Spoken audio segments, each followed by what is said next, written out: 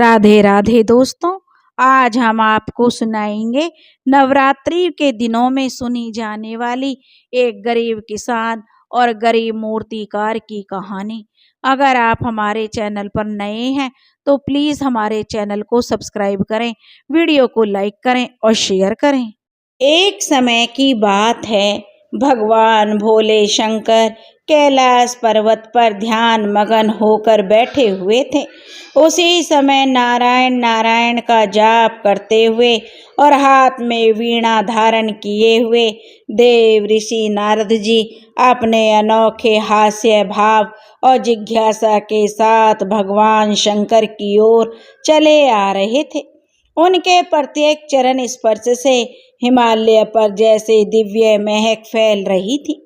देव ऋषि के आगमन की आहट पाकर भगवान शंकर ने अपनी आंखें मंद मुस्कान के साथ खोलते हुए देव ऋषि नारद जी से कहने लगे कि हे नारायण भक्त, आपका कैलाश पर स्वागत है।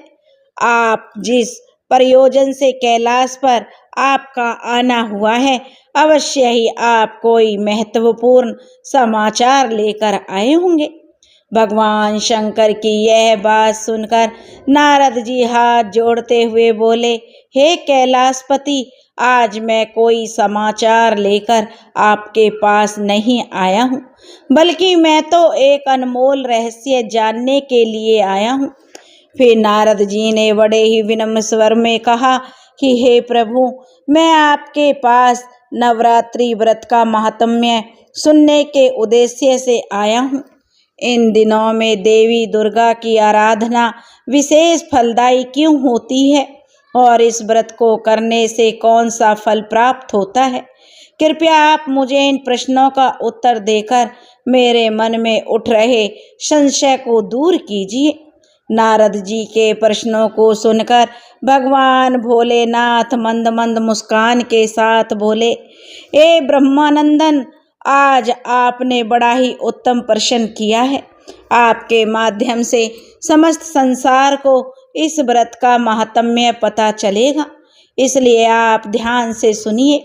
आज मैं आपको इस व्रत का महात्म्य सुनाता हूँ और इस व्रत को करने की विधि और नियम भी बताता हूँ, किंतु उससे पहले मैं आपको नवरात्रि व्रत की महान कथा सुनाता हूँ। जो भी मनुष्य इस कथा को सुनता है, यह तो उसके समस्त पापों का नाश हो जाता है। उस पर सदैव देवी आदि शक्ति दुर्गा की कृपा दृष्टि बरसती।